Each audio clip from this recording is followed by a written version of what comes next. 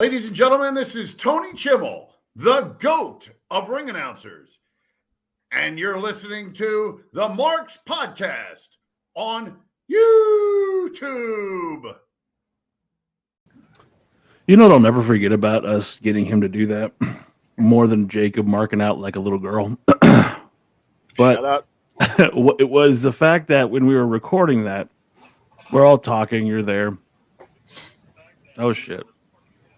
I'm going to turn that down. He was like, so what's the name of the podcast? It's the Marks Podcast. Of course it is. Of course it's the fucking Marks Podcast. It's funny. John sent me the video this week of him getting hit in the nuts by the T-shirt guy and saying, I don't give a shit if it costs $10,000 for the mic. He hit me in the balls. And Vince is over in the corner laughing like a child. He's like, Kimmel, you know, That probably hurt like a motherfucker, man. You know how much like how much force a T-shirt cannon can shoot. But I think somebody for somebody looking at you and say he just cost me $10,000 on the mic. I don't care. He hit me in the balls, and Vince just to laugh and walk away. That goes to show you the relationship he had with Vince, and that Vince was in on the joke. Vince is a dick. No pun intended. Good old Vinnie Mac. I'm gonna punch you, Gerard. You shoot me with a T-shirt gun, I'm gonna kick you in the dick. I promise you.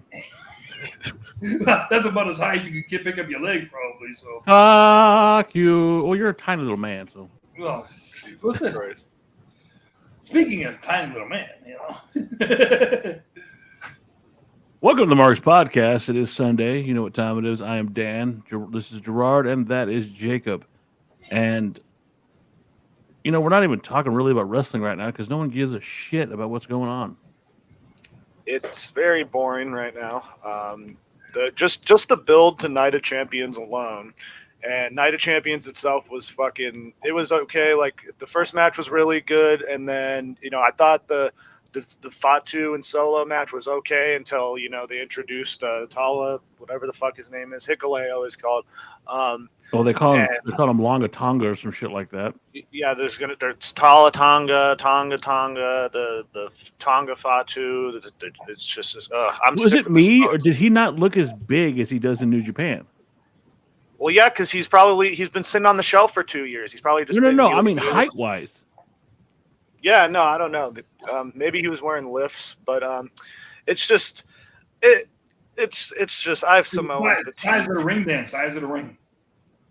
Yeah, it's like I have Samoan fatigue. I can't do it anymore. We just all these Samoans and these Tongans. It's just. What I bring up or to him a little while ago is, would the Samoan faction be different with somebody like Tamina? No, not with Tamina. Somebody like that, to a dominant woman could get in there just to change the narrative a little bit. Like them saying, like, who the hell is this woman? Something like that, to where you have a woman involved in that mix and not just son after son after son after son. They have a Samoan woman in there that could actually be a wrecking ball. Oh, yeah, Nia Jax. Yeah, exactly. I don't know why they... Somebody like that to get involved in it. Somebody like that to get involved with them, to take away from all the male dominance of the group. What dominance? Solo sucks. Fucking. No, what I mean, I'm saying is they're bringing in. They made Jeff Cobb suck, and he's not even Samoan. Yeah, that's the fucking saddest thing about all this. It's just Jeff Cobb becoming JC Mateo, and him just running down there with his old chunky self at Night of Champions, and then then Tonga Loa showed up, and then. I was waiting for Tama Tonga because I like Tama Tonga. Tama Tonga is the only one that's worth a damn. Yeah, that's kind of sad, and it's just this is ruining Jacob Fatu. I don't care what anyone says. Exactly. Okay, so leaving as I wear my fucking tribal chief shirt. Here's the problem I have with the current state of the. I guess he's calling it the MFT, my family tree. If y'all didn't pick up on that, you look back at Tama Tonga, Tonga Loa. In New Japan, as the Gorillas of Destiny, they were a team that rivaled the Usos when the Usos were on the And people wanted that match. People wanted to see the Usos versus the Gorillas of Destiny. They had a Shield vibe, but they were the Usos before the Usos were even a fucking thought process. And they have blown that shit up. It's fucking pathetic. You had Solo Sikoa, who in NXT was the Street King. Trips brings up a great point in comments because I've been thinking about this too. Because again, perfect example, the fucking worst general manager in the history of any promotion, Ava on NXT. You shut your whore mouth. You shut your whore mouth. I love Ava. The worst. It's. I'll give you this. It's funny every time she's out there, just how void of charisma this chick is. For someone who's your whore mouth. For someone who's The Rock's daughter, man. You talk about. I guess charisma doesn't run in the family. You shut. Well, let me ask you this, guys. Solo has his moments. Yes, he is. But Solo can be funny. Solo can be funny. Let me ask you this though. More than 25 years ago, we had faction after faction after faction after faction after faction that made the shows very interesting. You're trying to do multiple factions today, and not every faction is interesting. When you had the NWO, when you had D-Generation X, you had the Brothers of the Disciples. Okay, hold on. If you're talking, hold the fuck on. Not all factions are great. Los Boricuas was shit. The Disciples of the Apocalypse were shit. No, what I'm saying is, but the fans could gravitate towards each one of these. Today, because a bunch of Mexican and Cuban guys come out wearing white slacks, I'm supposed to gravitate to that shit? Listen, don't get mad because one of the guys. You know what? Those guys came out in lawnmowers. That's definitely speaking to my hair. Don't get mad because the guys coming in the lawnmowers just got off your lawn. You paid them. This is what we call white privilege. Okay. Oh yeah. See, Leland I was about to bring up the oddities. Yeah, like why don't we have a faction like that nowadays? Like because you do. It's called what Seth Rollins is doing. Exactly. Now here's the fucking worst thing about that. If we're talking about factions that suck, man. I think Seth. I've been saying this probably since we started this podcast. Seth needs to go away. You go to an island somewhere and we just never see him again. I can't do it anymore. This faction with Braun is, ruining, it's ruining them. It's ruining Braun because they have no aura about themselves anymore. Braun Breaker was starting to get over right before this. And now he's just like, no one cares. I mean, I don't care. Do you guys care about Seth Rollins? Paul Heyman. They are on the island of relevancy.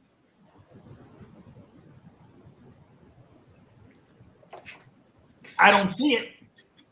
I'm going to say this. Hold on. I understand the long game as far as Seth goes. I don't like Seth. He's as fucking entertaining as watching paint dry to me. But that's just me. I mean, other people like him. I mean, he still comes out. He's still a theme song. People still sing it. It is what it is.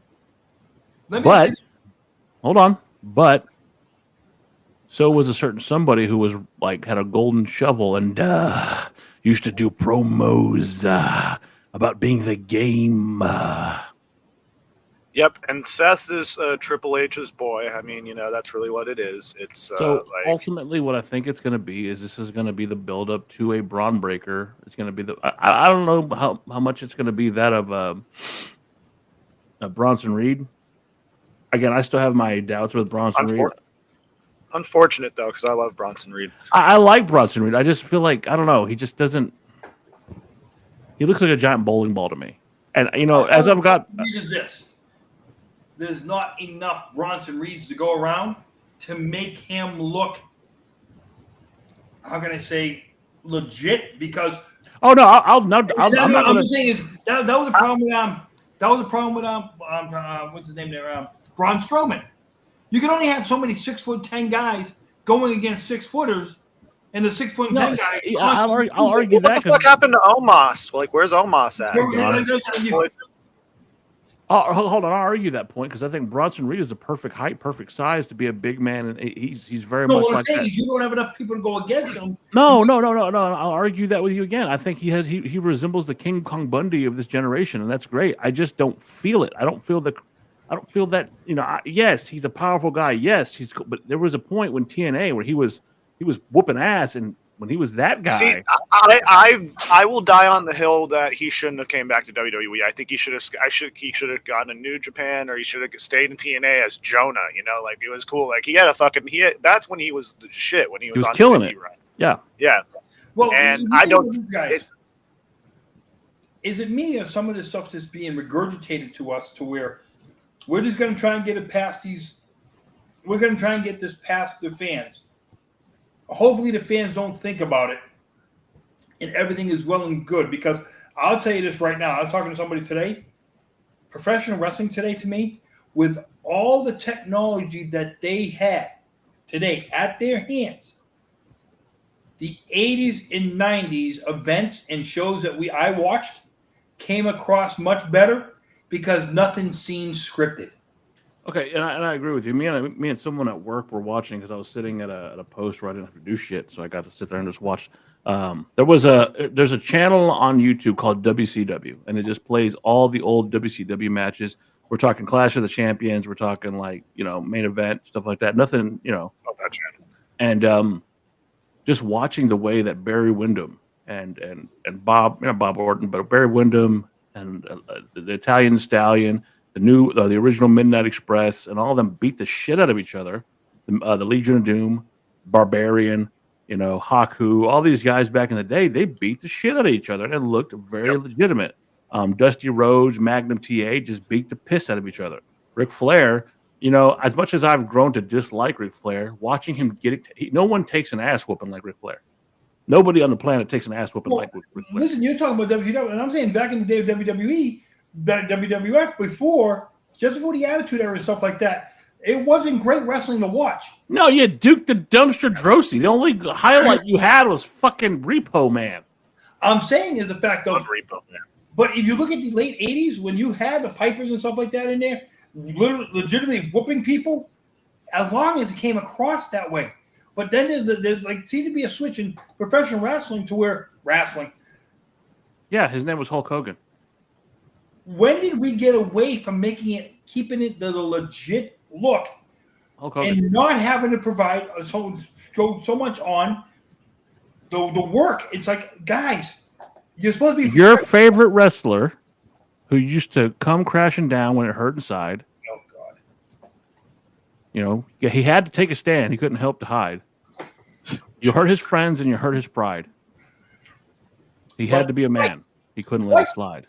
For as much as you want to say is twice that. I agree with that, Leland. I 100% agree with that. Yeah, I believe that too. I think Triple H. Aside, though. Hey, creative riff aside should not impact what's been done in between. Oh no, of course, but it's going to, because this is politics. Think about this: you have a guy who's a third generation wrestler who thinks that he knows the business better than anybody, and you have a guy who is legitimately earned everything. Say what you want about him fucking and marrying the boss's daughter. She's not, the boss's daughter isn't there. Okay, Vince is no longer there, and he's put on banger after banger and created something beautiful. And anytime somebody fucks with it, it goes to trash. I'm not going to sit here and blame Triple H. I'll blame The Rock all day long. Listen, I just said to you, and sorry, Jacob, but I'm saying to you like this, okay?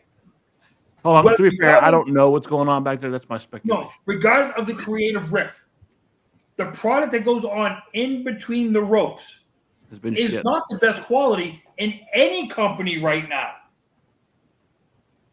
Yeah, it's just, the problem is that, like, for example, CM Punk and John Cena had this match, and I would say it's fine. The match, but the ending to that match totally killed it. Yeah, but it was okay. So that was a Vince Russo looking motherfucker if I ever saw one.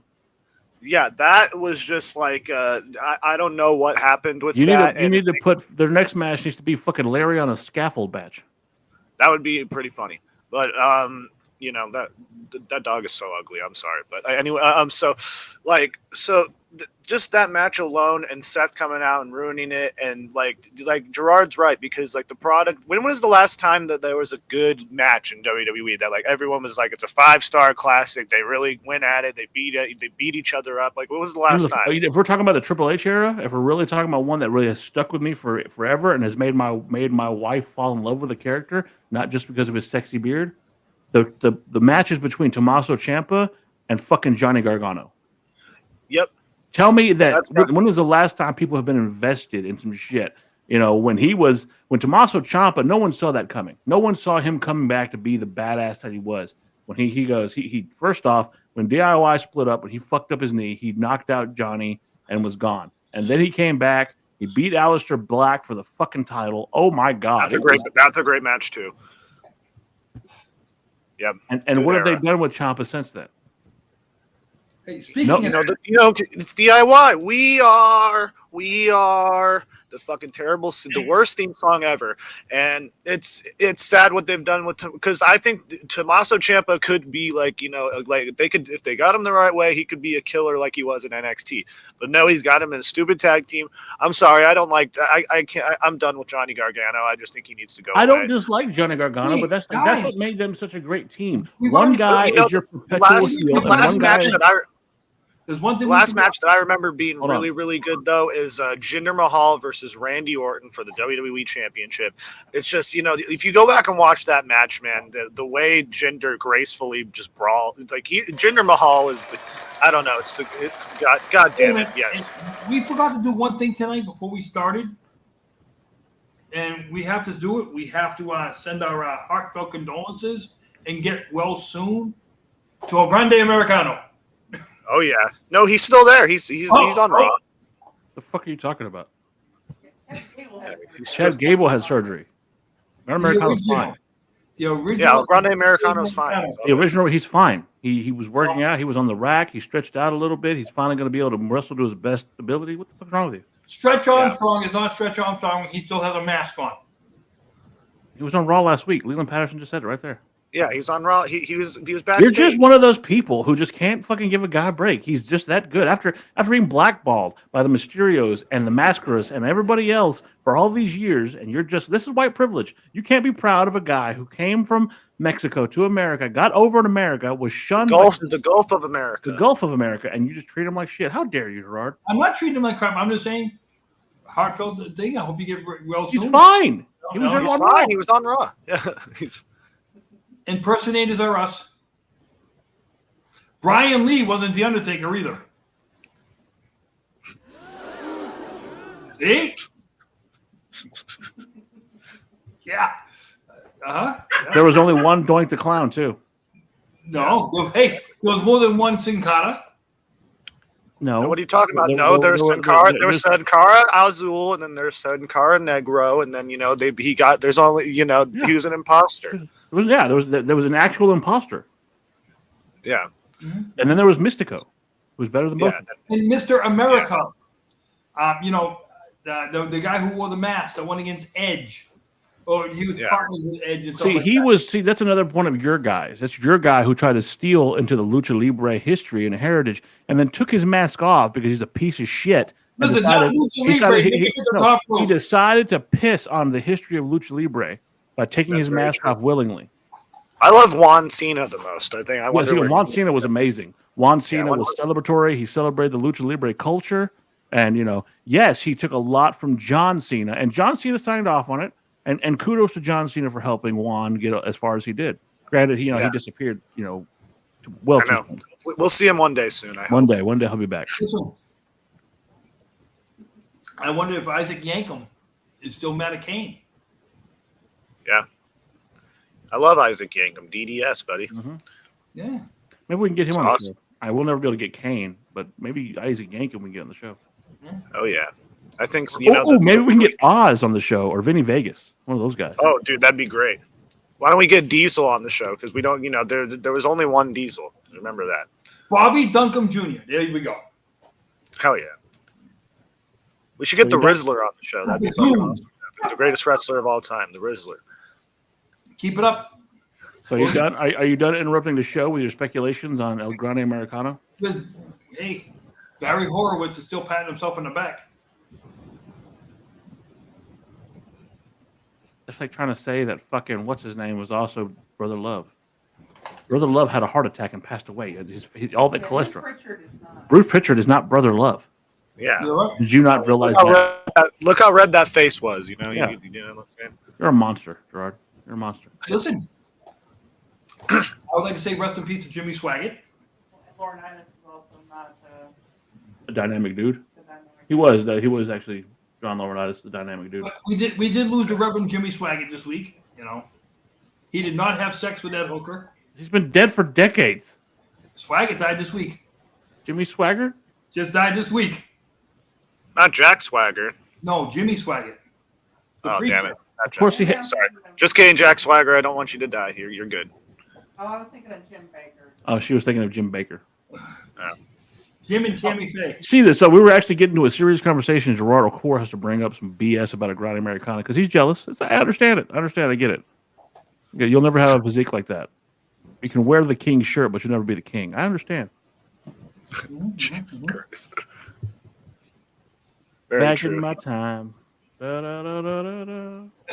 But again, like, look at I just had a stroke. Anyways, behind Gerard, there's the two pay-per-views that they have the shitty, not pay-per-views, because Saturday Night's Main Event's on TV with a bunch of fucking commercials. They have two events, and there's no build to either of those shows right now. And I'm sorry. There's a third event that I could not get behind me, but I don't know if any of us are going to be all in on this event. Yeah. Oh yeah.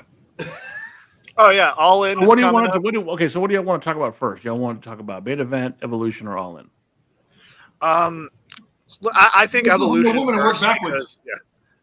because evolution, man, is just the faction, the show, not the faction. It's the promotion for this sucks.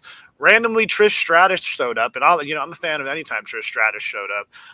But it's like now we're getting Tiffany Stratton against Trish Stratus, and then randomly we're getting Io Sky against Rhea Ripley. And what's with the champions wanting to pick who's their challenger? Like, oh, I believe that's what happened at the first evolution. yeah, and that's why it's been 7 years since the first one. And to be fair, that first evolution was amazing. It was excellent. It was well done. Promotion. I mean, granted, everybody thought it was going to bomb, but it turned out that for anybody to sit there and say that first evolution wasn't that breaking point for people to go, okay, maybe we should probably give this woman's thing a The women in that one far superior to the women in this one. bullshit. Yep. No, we got Bird Girl. Bullshit. Bullshit. Because you're going to tell me that people are better than Stephanie Vicaire or Jordan Grace. We got some damn good girls this year. No, come on, man. Nikki Bella is better than all of them. We're getting the watered down version because I'm going to tell you why. The original was always the best because they had to go out and bust their ass for it. You think they're going to bust their ass for this so they don't have another 7 year? You know why they didn't get another evolution? Because Vince McMahon didn't see money in it. I think we need to see Alicia Fox back. That'd be the best. You know, I would love to see at Evolution your girl Chelsea Green. That's what I would like to see. Oh my god, yeah! Like what the fuck? Where's she at? Where's she at right now? It's horrible. It's like that when they took the title off of her. It's been the sad days ever since. What's going to happen Sunday though is you're going to hear some chattermouths. I'm going to say somewhere in the middle of this week. Even though she has nothing to do with this show, some chattermouth is going to come out and throw that event under the bus because she's not in it. Mercedes? But she's going to say it was an evolution because of her. And I'm going to say you can bank on that. We're not going to AEW just yet, but I know what you're talking about. We'll get to that. That's what I said. You can bank But to counter that, no, the women's evolution truly started in NXT with Emma and Paige. That was the match that changed the game for them. Oh, I wouldn't count. I wouldn't count Paige out of this one. I think Paige is going to show up on that show, and I would love that. I would love to see her come back because you know what, she deserves it for everything she's been through. Yeah, I think that battle royal might be the safe bet where Paige comes back. I would really love to see, someone like, Alicia Fox, man. Like I wouldn't mind seeing Bria. Alicia Fox sucks. Did you say Bria? Did you say Bria like cheese? A Bria? Brie. Sorry, Brie. Like a broche? You want some cheese on a cracker? Fuck. Brie. Sorry. That sounds good right now. Fuck. I like Nigel with the Brie. No, Brie Bella. And Leland. Brie Bella? And Leland makes a Brie point Bella? though, in the chat. You know, $3. Bailey versus Sasha Banks. That was. But see, again, who made That's that her match? only good match. But That's who her only made good that match? she's ever had. Yes, Who Bailey. made that match? Bailey. Who made their Hell in a Cell match? Bailey. Bailey. And it's, you know, that's the thing. I don't know what they're doing with Bailey right now. I think she's going for the Intercontinental title again with Bird Girl. We got to have Bird Girl on the show. Ooh, And you like Bird Girl? What the fuck happened in a week? You love Bird Girl. It's just I He can't do prefers it. himself to Nia Jax. Ooga, ooga. Oh yeah, Bird no, Girl. definitely. Oh yeah. I'm sorry. I still find Nia Jax quite attractive. I mean, she was attractive at one point, but then when she came back, like she did something with her hair or something like that, and it just looked. Yeah. I like a woman with a nice tuchus. Fair point. Nice. Fair point. She got the whole world in her ass. Yeah, it's a very big one, but again, Evolution. Like I can name one match that's going to be on this. That card is a problem I do besides have. the Is that two. we have two. We could name two matches, but they're not really doing shit. They're not talking about it. They're not promoting it. Yeah. And Saturday night's main event has kind of had the same, because I think there's two matches for that too. Just Goldberg versus Gunther and AJ. oh yep, someone in the chat. Yep, I would love for that to happen. I don't think it is, but that would be the perfect show to bring her back to. Okay, so the thing about the the thing about AJ is I don't want her to come back, and here's why. And I thought about it. Hear me out. I know it's blasphemy, but here's What's why. wrong with you? So she had done an interview recently, in the last year or so, and she talked about how she was gonna like unalive herself. While she was married to CM Punk, she's like literally picked a hotel room. She was gonna do this, and she was gonna unalive herself, all because of the stress of wrestling and them wanting her to come back. And if it does that to her, I don't want her to come back. I'm content with whatever she's doing now. Let just be you and be happy. Fuck that. Here's my thing, okay? If I hope so. she I hope she comes back. comes back, my question to you is this: who on the current roster right now Roxanne Perez. can overtake AJ Lee on a mic once that music hits? Well, no, Roxanne Perez can do it. I think so. Because if she does come back, you have a perfect No, story. because the one that could do it is on the injury shelf. Oh, Liv Morgan. Look, Liv Morgan's had a great run, but I'm sorry, she's horrible on the mic. She's No, but not the best. I think she could get. I think she could get in there with a. Roxanne's great on the mic. Roxanne great. Perez. You know who I would love to see come back, but I don't think she is. How about Paige? AJ hits. We've seen that. Paige hits. Correct. We've come. That'd be a cool moment. Again, I don't think. But I would love to see, and you're all going to think I'm crazy. Gerard's don't even know who I'm talking about. Jacob, you better know who I'm talking about. The lovely, the hilarious, the dorky Quinn McKay. Hell yeah. I would love Quinn McKay to come back. Speaking of Ring of Honor, though, and I'm going to take a quick detour. Do you know who WWE is interested in signing? He's very nice. He's very evil. Oh my God, I'm so excited for it. Fucking Danhausen. If he appears, And he just had a baby. Yeah. Oh fuck yeah, Danhausen rules. I think 110 pounds soaking wet. You shut your mouth. You shut your whore mouth talking about Danhausen. I'm gonna say, Danhausen's great in the ring too. It's like he's I don't need him to be the world champion, Gerard. I just need him to be there. Yeah. I'm saying he's going to sell a shit ton of merch if he goes to WWE. So I'm all for it. He's like Gilbert. He's the size of Gilbert. It doesn't matter. It's not about putting him in the world championship spot. He's just there. He knows. Yeah, he's going to pop out underneath that NXT ring, and the crowd's going to go ape shit. I guarantee it. It's coming. It's coming soon. They're also talking about bringing over Private Party, who are so fucking underrated. Yeah, I like Private Party. Yes, too. Leland. Yes, he is. He is. So I was watching something today where a fan decided to run out of the stands and attack. I think it was Punk, and they were interviewing Brock Lesnar. He goes, "I would love somebody to do that to me," and I'm like, I would love to see some stupid fan go out and spear one of these big ass guys. You're talking about a man who ripped the door off a Cadillac. You don't think they're gonna fuck with Brock Lesnar?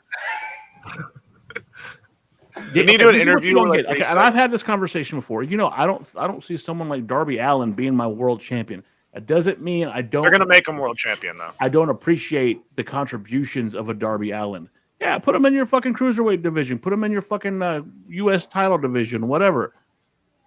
Danhausen knows his fucking role. I don't see Danhausen being the fucking world champion. And if he was, it wouldn't be for long. He'd be like a Rey Mysterio type thing where it's a novelty. Yeah. I can't even see him into the picture. He's very nice and he's very evil. Here's my question for you. What is going on the other side over there to where all these guys that made their names want to even think about jumping ship? Is it because the crackhead doesn't know what the hell he's doing? Yeah. Well, I think it's Adderall. I don't think it's crack book anybody. That's the thing. Okay. Perfect example. Another name came up recently, and she was tweeting, and Natty Neidhart made a comment, and she had to respond to Natty and say, "Natty, you better watch out. The internet's going to go wild about this." The doctor is in. Britt Baker. Where's she been? I'm going to put you like this. If one woman gets a title in WWE, that's the woman who comes in and takes it from her. Right. When Jade Cargill gets the title, you bring in Britt Baker to take that title from Jade. I could see them doing that too. The response that you would get, I think, would go through the roof because Jade took for Britt. Britt took even a bigger backseat because of Mercedes. Now you have those two actually get the match that Tony Khan never did. You know what I would love to see? What I would love to see, the two women I would love to see come over from AEW to WWE. First and foremost, Chris Statlander. 100% Chris Statlander is such underdeveloped talent. She could kill in WWE. I do like Megan Bayne too, but not Megan Bayne. And then Hikaru Shida. Bring Hikaru Shida to WWE and look what she could do there with an actual fucking company to back her up and not use her just when it's Thunder Rosa too. What about Thunder Rosa? I'm over Thunder Rosa. Put it this way. When they signed Stephanie Vaquer, I think this is true what Leland just said. Hey, when they signed Stephanie, any chance of Thunder Rosa was out the window. That's it. Gone. See you later. Bye-bye. For what? Because you have your you have a younger Thunder Rosa? You have your South American woman and stuff like that can get into that market. You don't need Thunder Rosa. I kind of agree with that too. And Stephanie can dress. I think Stephanie wrestles a hell of a lot better than Thunder. She is a better wrestler than Thunder Rosa. I'll give you that. But Leland, I don't want to see Britt Baker at all Leland anymore. Said, I would agree with that to some degree. I agree with that to some degree, but she was tired. She's burned out. You know the shit she got into with MJF. Yeah, burned out from what? You're making all this money. Fucking, she got into a fight with MJF. That's been. She's making all this money to not do what she wants. She's passionate about wrestling. She had an injury which almost ended her career. She's a dentist. She needs to stay there. What she had to do in her private life is kind of BS. What she had to do in her private life, I don't agree with that, and that's where the fans have got to say. I was having a discussion today, and I'm saying when I go. If I'm a professional performer, when I'm done doing my performance art and stuff like that, let me be me in my private life. No, I get that. But there's celebrities. Hold on. But she had a real job, and her real job was being a dentist. And she lost a shit ton of money because people were booking appointments to see Britt Baker, but because they were fanboys, they just wanted to meet her. But they didn't want the dentist part of her. That's not right. No, that's bullshit. Yeah. That's what I'm saying. That's what I'm saying. To where she has a legitimate work, and it'd be like, I saw this thing on TV this week, and I'll bring it out there. Where the King was at a golf tournament, a charity golfing. Somebody bring him to a private country club. He's out just golfing. You know what I say about that? Good for him. And the country club just let him be him. He was a normal human being. just playing golf. And when you get done doing what you're doing, what people pay you to see, to be able to have that kind of private life, I'm happy. I'm glad for you. You don't need to have marks, and you don't need to have the paparazzi. Watch your mouth. We're trying to be here next week. No. You don't need to have the paparazzi around you 24/7 because, I get paid to be a prick. No. Let somebody's performance Also, be a prick. Mountain Dew fucking fire or bomb pop is so much better than real American beer. That is very true. What is it? Bomb pop? Is it good? Hold that up and get the call. You need to hold that up and get the call from Mountain Dew, please. Oh, hell yeah. Oh, so it's like it's like the popsicle thing, like bomb pop. Okay, yeah, that's what I mean. Unfortunately, it probably has like 100%, 100 milligrams of caffeine in it. There's nothing like that because it's sugar free.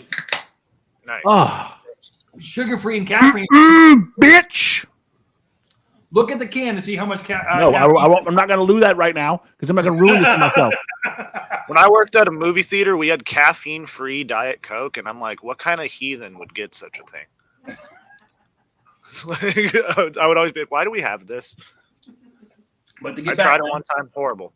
So Evolution, the Women's Evolution pay-per-view, stuff like that, short on promise right now.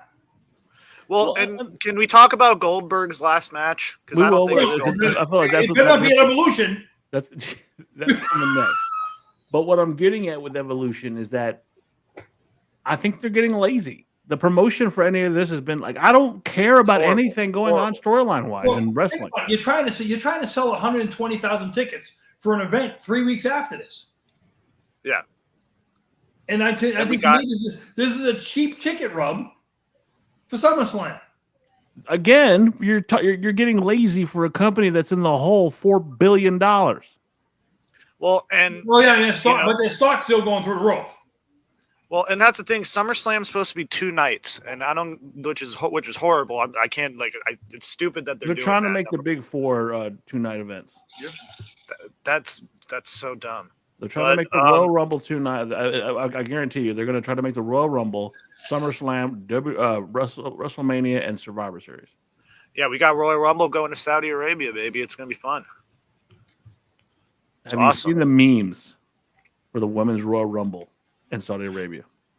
Oh yeah, and it's that's another thing too. Because Gerard, MetLife holds 82,000. I just said 120,000 tickets. And I'm thinking if they get 120,000 for 2 nights, that's a great that to me would be a great SummerSlam though. No, it's just like when was the last good SummerSlam? Oh wait, hold on. Let me guess. Wait a minute. One night of SummerSlam has already sold more tickets than All In. Are you done? We haven't got to All In yet. Calm down. God, who cares about All In? What's even the I care about one match. I told you I care about one match. Oh yeah. It's Hangman. We gotta watch Hangman. I didn't say Hangman. Did I say Hangman? No, I know which match you're talking about. Tony Storm and Mercedes. Fuck Mercedes. Anyways, but we're still talking about Evolution. But again, there's only 3 matches announced for this: a battle royal and then 2 title matches. Now I'm glad that Trish Stratus is there because again, you have a. I'm over Trish Stratus. Hey, you were great. How dare you? It's done. It's over. It's done. It's time to rock and roll, Dan. If you're on that Evolution card, and I'm going to bring up a name, okay? If you're before her or you're after her, the ghost of Luna Vachon. Where do you want to be? If you have to be before or after Sol Roca, because she might be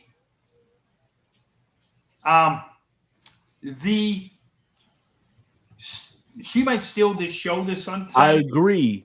And I've been telling you about her since before you saw her, and then when you saw her do that move, finally I get Gerard on board. Is Sunday her coming out party for the nation to where it's like, okay, she can't hide no more. I don't know. Is she facing Zarya? Doesn't matter who she faces. Because they've been having heat Because remember, Zarya actually hit her whenever they were in their tag match. I'm saying Well, is, they have announced that there is going to be a tag team match on this show. I did remember that, but there is going to be one team from NXT, and if it and is, by it the should way, be. no, it won't be. Yeah. All In will not be the highest attended non-WWE wrestling show in North America. It is. It's already been proven. They've already said it. It's already set the record. Yeah. Not in North America because guess what? You're gonna tell me the Sportatorium? No, I'm sorry, Dallas Stadium when Ric Flair faced Kerry Von Erich is They're gonna gonna do beat less They're than beating it. I'm sorry, they're beating it. Because remember, they only filled the back of the thing. Remember, they didn't fill the whole arena, Gerard. They only filled the back end. Hogan, because Goldberg and Hogan did 43 in Atlanta. In Atlanta. But he said in North America. WCW did 43,000 for a Monday Nitro. Gerard, they're going to do more. It's okay. You can let it go. But that stadium doesn't hold 43,000. We should bring Collision in Korea back. I've been saying they should do another Collision in Korea for years, man. That'd be awesome. That'd be a big, highly attended event. You know, Collision Korea Part Dos. All In right now has about 20,000 tickets sold. Goldberg and Hogan did 43,000. I don't know. That's what they're saying. Okay, I can give two shits. Honestly, Right. I can give two shits to who's selling what. My thing is, though, to get back to the other thing, though, is does she steal the show and whoever's in front of her or behind her? So Ruka's going to kill it. Is what she does. All right, she just does. That's what she does. There's no. Yes, but we don't even know what the fucking card is yet. That's what I'm saying is, though. And again, we don't know if one of those spots isn't going to be filled by the Bella twins. Hey, wherever she fills on that card, the people who have to go after her, Primo. Yeah, we gotta follow that. We gotta follow that. That's what's gonna happen. We gotta follow that. Let it go. Look, so Ruka's good, but she's not there yet. And if she's even on Evolution, and she's that good, I will eat. I'm not eating my hat because fucking Jacob's still got to boil his hat and eat it. But I will concede that you were right. It's happening. It's happening soon. I just gotta get a pot big enough. But to go from that Evolution, let's go to the one we've been talking about, All In. Yeah. Because what's the even only the match card- we the want card to for see this? is the women's match. Yeah, I can give two fucks about anything on here. I mean, don't get me wrong. I know that y'all disagree with me liking Hangman. I like Hangman, but I also like Moxley's character. I just Put this way, you know what's sad is? MJF still gets talked about more than the heavyweight champion. Well, yeah. Did you notice that MJF is wearing MVP's old gear? Yes. Yeah, that's fucking hilarious, actually. I thought that was so funny. But MJF, it's just... If he comes out of the basketball thing, though. Yeah. So MJF being in the Hurt Syndicate is a very well surprised. I didn't think... Well, and the thing is, he needed it because he was floundering. Because, he went pretty much babyface during his championship run.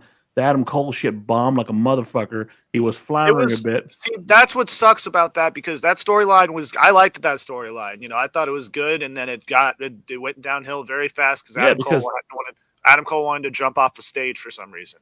So he didn't even jump the stage. He just jumped off the fucking the ring. He landed wrong. Yeah, so then everything went downhill from there, and then MJF came back as the babyface, like when he returned, and that was good for 1 week, and then it got weird again, and then he turned heel again, and it's just been he's been floundering like you said. He was wearing the black Wait a minute, Burberry.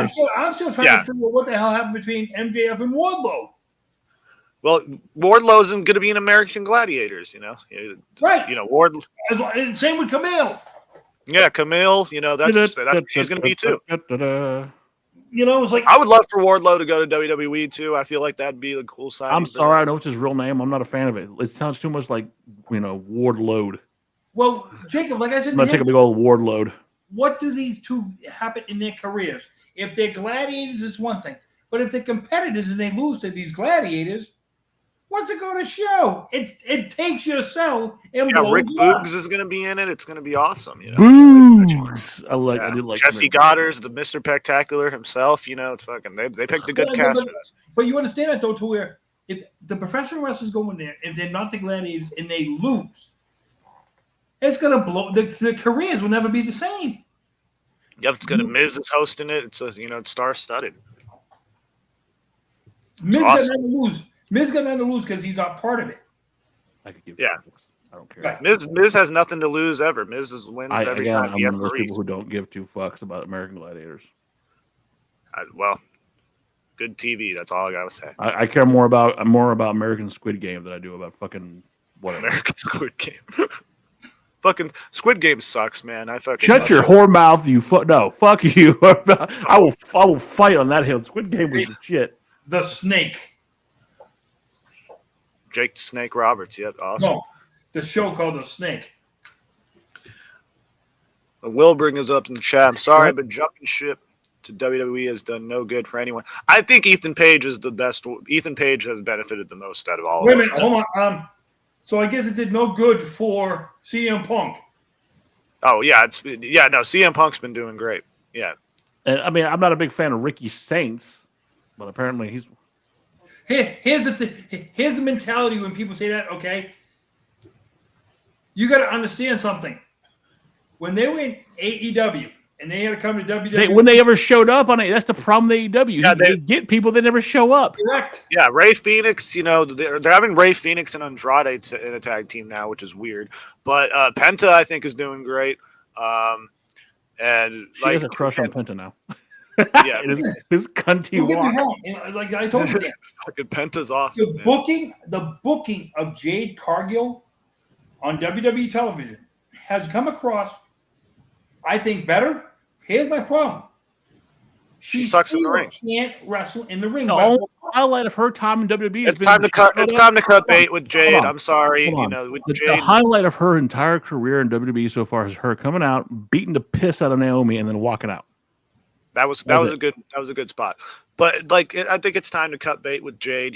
Get this. No, what you're gonna get Naomi. No, I'm sorry. You're gonna get Jade against fucking Bianca Belair at WrestleMania. That's what you're getting. But my thing about it is like this. She was the one who used to complain all the time that she wanted better competition. Well, she's getting the better competition. When is she going to become the better competition? Well, saying Asuka, her match was fucking botch filled. I mean, Asuka carried that match. Horrible. It's just, I don't know. No, it's time. It's time to let Jade go. I mean, now she's the queen of the ring. She looks fabulous. I'll give her that. She looks Of course, yeah, no, she's physically she's flawless. I think she looks fucking awesome. But that's not the point. It's just she sucks in the ring. Again, so was Brackus. Brackus looked like a fucking $1 million, and it turned out to be shit. Enough so that Paul Heyman even said, "I can't fix this guy." Yeah, I disagree. I disagree with that in the chat. Will now somebody said Aleister, but Aleister Black left WWE to go AEW and did nothing in AEW. That's why he came back. Well, now I think he's got a feud going on with Ron Okay, Kelly. I want some. Okay, if somebody can sit here and argue me saying, "Oh, all the guys from AEW came to WWE and done nothing," give me somebody who left WWE, went to AEW, and became something. Mercedes Moné. Please. literally the only one that's benefited really is Moxley, because Moxley is the king shit over there. Tony's got a fucking boner for him for some reason, and again the biggest. But that's look. We're just getting from WWE now what AEW has been doing for fucking a year, and where AEW's had better quality recently, it's all been shit. I don't give two fucks about anything going on. Speaking of main event, we were talking about main event. Who gives a fuck about Oldberg and fucking Gunter? It's gonna lower Gunter's stock to beat up a geriatric man. I think Goldberg's getting hurt in this match for real. I'm calling it. I think an injury is happening. This match should not go longer than 5 minutes tops at the most, because the best thing that's come out of it, and I hate to say it, is Rollins cashing in. Yeah, and Rollins is facing LA Knight on this show. So if LA Knight beats Rollins on this show, then Seth Rollins is cashing in. I'm calling it. I'm saying that's happening, because if Goldberg wins the title, because I could see them doing it. Goldberg should not be Fiend all those years ago. Absolutely, I can see them doing it. Yeah. Hey guys, listen. I want to put something in your mind. Hell, who won the women's Money in the Bank? Naomi. Where she cashes in on a man? Nothing saying you can't do it. The fuck could you do? Were you in these fucking awful? I'm just saying. You want to see? You know what? I used to think it was Vince Russo. You may be the worst booker in America. I'm just saying. You want to see something different? A woman cashes in on a man. I think Disco Inferno has you on that one. I think you know what? Bill Ding. Now I bet you liked Bill Ding, the evil architect, too, didn't you? No, Ed Ferreira. I'm just saying. You're the same guy who thought the Miz should have a promo with a cardboard cutout of himself. I didn't say the Miz. I said, give me anybody who could do that shot. But I'm just saying is the fact of, okay, because we've gotten so boring, to put a little bit of spice into it. That's a little too much spice. Oh. You dropped the fucking. You need to screw the cap back on. Put that bitch back in the cabinet. I'm okay with women wrestling men. I have no problem with that if it's done right. But fuck, what the fuck? And Naomi is not the one to do it. I'm just saying. All I'm saying. You know what? Naomi's going to cash it in because we can do it with other titles. What happened to him? I don't know. You just lost your microphone. Error, Dan. He got so hot, he lost his microphone. Nope. Oh, shit, Chayton's in the chat. All right, shit, cool. But yeah, no, this Evolution card sucks. Goldberg should not beat Gunther. So it's just no, it's terrible, and I guarantee Goldberg's probably going to pull something in this match. Like he's going to get. Does the son get involved? I could see that happening too. Yeah, I can see the son getting involved. Yeah, but like when Goldberg walked out there, like for the challenge for this, like it just looking at him walking, he's all bow-legged, and I'm like, how can he run? Like if he can barely even walk, because he has the spear, right? So he's not going to be able to run to hit that spear. So I don't know. Something's going to happen in this match, and it needs to be Goldberg's last match. No, it needs to. Well, it's Chayton. Chayton, no, don't ever say that again. My thing is, it's in Atlanta. He started his career in Atlanta. Let's finish that career in Atlanta. Yes, permanently. He should have been done. He should have been done when Roman beat him. Like I don't know why he came back, but only the Saudis like Goldberg's team now. I don't get it. Goldberg's team. Hey, listen, okay. Like his last name's already Jewish enough. You had to add Steen to it. It's like, listen, what are you making him more Jewish? Yeah, exactly. Did he have a kid with Howard Stern? Yeah, no. See, here's the thing. I don't even think like. Hold on, I don't need to plug in my computer. It's about to die. But like, anyways, I don't think like. Fuck. God damn it. Fuck. Hold on. God damn it. Technical difficulties out the ass. What the heck is going on here? Now I'm going to be done by myself. Oh, my God. Okay, so now we can actually get reality into the show. Thank you very much. Okay, so Saturday night's main event, Goldberg versus Gunther. Okay, in reality, Gunther should take this title, beat the hell out of Goldberg, and then we're going to see, you could end up seeing a cash-in at Saturday night's main event. I hate to see Seth Rollins cash in at Saturday night's main event. But if it doesn't, it happens. Okay? Yeah, so it literally, if Seth Rollins cashes in, which I think it's going to happen at Saturday night's main event, I hate that we're going to have Seth Rollins as the world champion again. Jacob, hold on one second. My heart goes out to all those victims, especially the parents who have lost their daughters with 45 minutes of notice. 26 feet of water within 45 minutes of notice. I wouldn't wish that on anybody in any place part of the world. And for the parents who have lost their children, condolences and Godspeed. People, I hope that you're able to get your daughters back. And at the bare minimum, give them a funeral. I'm hoping they don't get washed so far away that you'll never find them. Yeah, that's crazy. I just read about that yesterday, and it's just like the death toll just keeps rising, and it's like really sad. And I didn't know there was floods in Texas like that. Like that's crazy. I when I saw it at 26 feet in 45 minutes. Oh I was shit, like, Chayton lives down that area. I don't know where. Would you enlighten me where Kerrville is?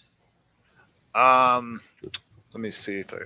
No, that's why I'm saying enlighten us with, because I know this happened right outside of San Antonio, somewhere in the San Antonio area. But how far is Kerrville from San Antonio? That's all I'd be saying. But yeah, that's just one of those things. So where when you see stuff like this,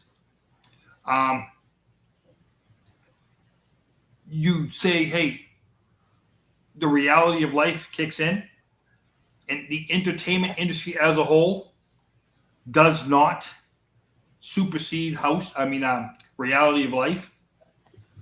It's supposed to be a break from reality, not. And I'm hoping that sometime we can see some of these professional teams down in that area do the tributes that the people deserve. Like I said, you have a minimum of 24 families down there in that neighborhood right now who will never see a child again. Still can't hear you, Dan. How about now? There you go. There you go. All right. Well, I just switch over to the other side. I don't know what's going on with my mic. We're talking about the floods in Texas. I was listening. But like I say, to talk about that for a couple minutes, not that big, not a big stretch to come off that beaten path. Dan, that is part of Dan's territory too down there, and yeah, I just don't understand how 26 feet of water in 45 minutes. I don't know how you can prepare for that. I saw the video like when it first started, and that's crazy. That's fucking insane. See that's why I'm glad I live in Arizona, where nothing really like natural disasters are. Like you up in Alaska? Yeah, I'm in Alaska now, but I'm saying like we're living. You say you got a flood where you're up at 6,000 feet. There's a problem. Yeah. Oh yeah, no, just I got the river right behind me. But anyways, it's just like it's really sad because I just kept seeing the death toll rise, and it's just really sad. And yeah, I don't even know, man. That's crazy. WB, the weather could be affecting the internet. Nah, that's just Dan. It always affects him. He has a shitty cable provider, internet provider, whatever you want to call it. Have the fucking fiber. Eat a dick. Whatever you want to call it. You know, they'll take his money but not give him what he pays for. No, it's not that. It's the mic. So I think that's what's going on. But I'll get it looked at later. I'm trying to defend the fact that you have a piece of shit company and defending them. I don't. I have AT&T fiber. We had a shit company when we first started this fucking show. Absolutely. Well, we were talking about Oldberg another company.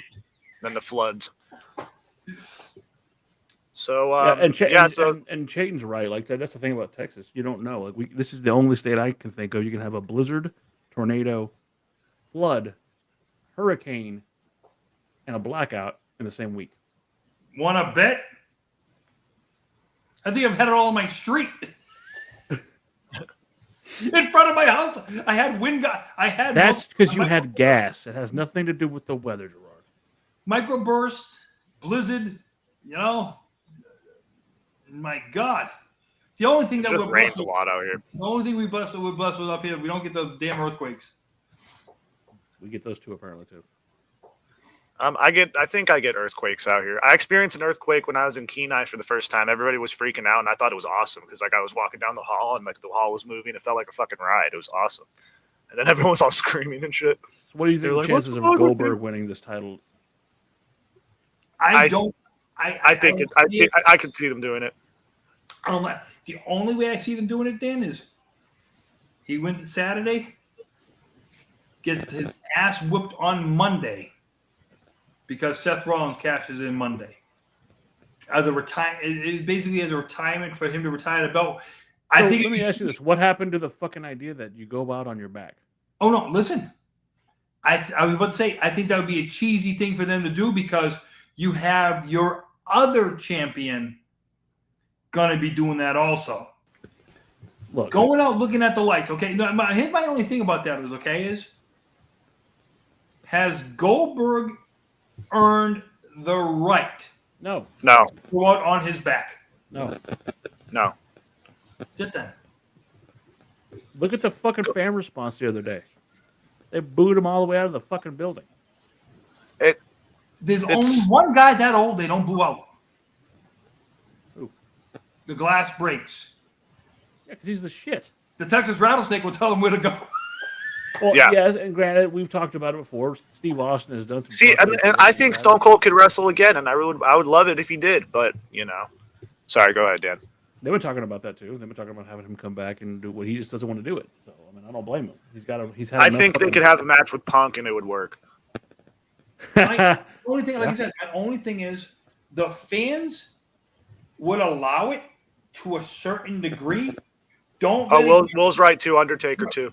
Don't let it get too gimmicky. And Undertaker, I don't know if they let him do it anymore because I don't want him to do it anymore. He looks like the last couple of matches look like hell. But see, the thing about this, okay, let's look at the last match of Steve Austin. No, I think Will means like a guy who gets like the good reaction every single time. Well, no, what I'm saying is like we're talking about Steve Austin, right? The last match he had was with Kevin Owens at WrestleMania in Dallas. Kevin Owens carried that match. But it was a good match. Right. And Steve Austin took the bumps. Got it. Suplex on the floor. No, listen, Kevin Owens protected him. Absolutely. I'm not saying that didn't happen. What I'm saying is it was a good match. So if Steve got in the ring with somebody, it would have to be somebody he would trust to protect. And it could not be a normal match. It would have to be a gimmicky match, kind of like with Owens. Yep. That way he could be protected. That's it. Not to say that he's in bad shape, but fucking Father Time wins every match. And like I said, Goldberg's getting hurt in this match. I don't care. I'd put money on it. Like I'm saying, because I don't think he can run. How can he run? He can barely fucking walk. Listen, you guys will understand this. I truly appreciate the fact that Shawn Michaels, except for maybe twice, since he had that match with Taker, hasn't got back into the ring. But if I'm right, both times he did get back in was for the Saudi money. That's it. But Shawn Michaels came back to the ring in one of the worst tag team matches of all time. That's what I'm saying. He did it for the Saudi money, okay? And Trish does not look good at 50. She's had too much plastic surgery. My thing about that is this.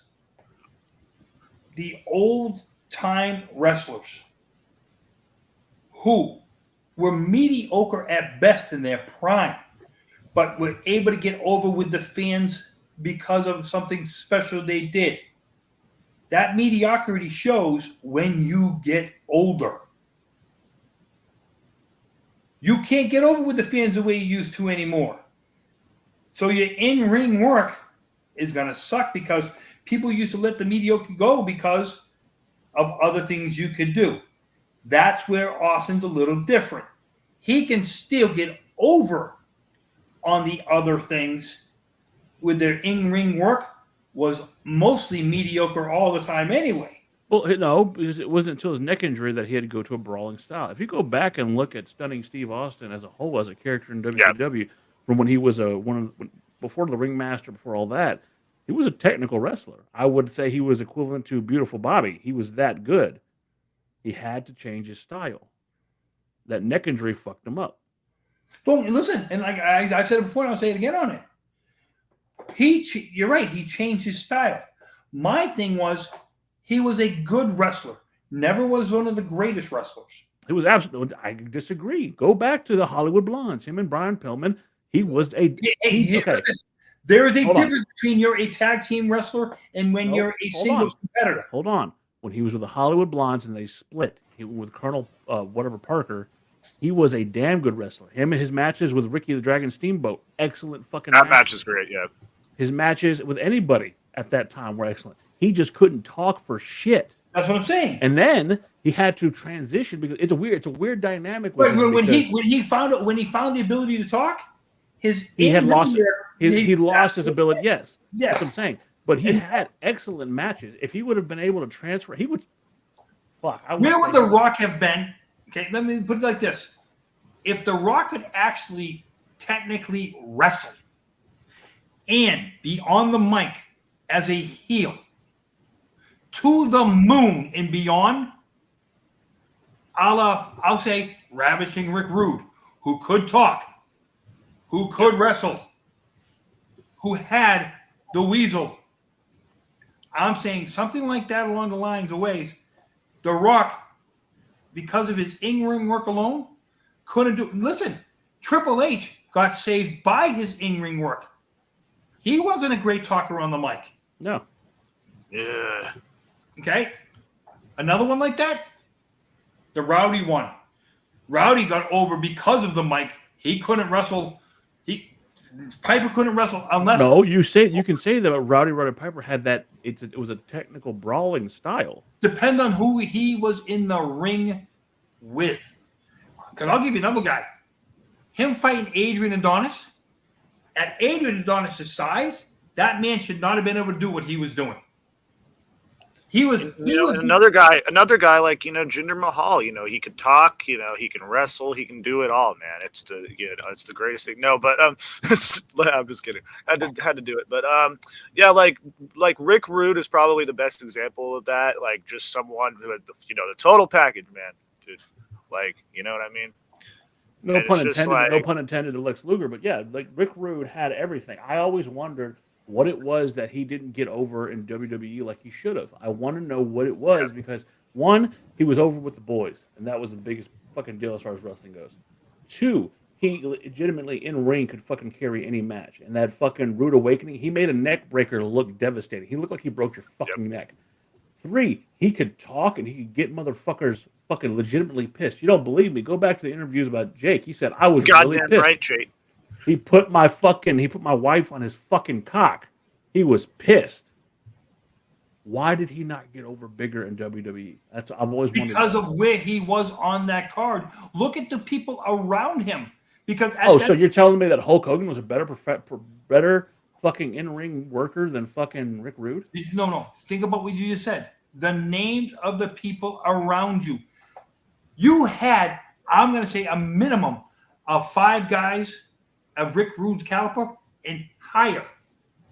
Today in WWE, how many John Cena's do you have? I don't give a fuck about John Cena. No. What I'm saying is, how many John Cena's do you have? 1. You had at least 5 Rick Rudes. So what Rick Rude was doing? Who? Tell me who was in that same level.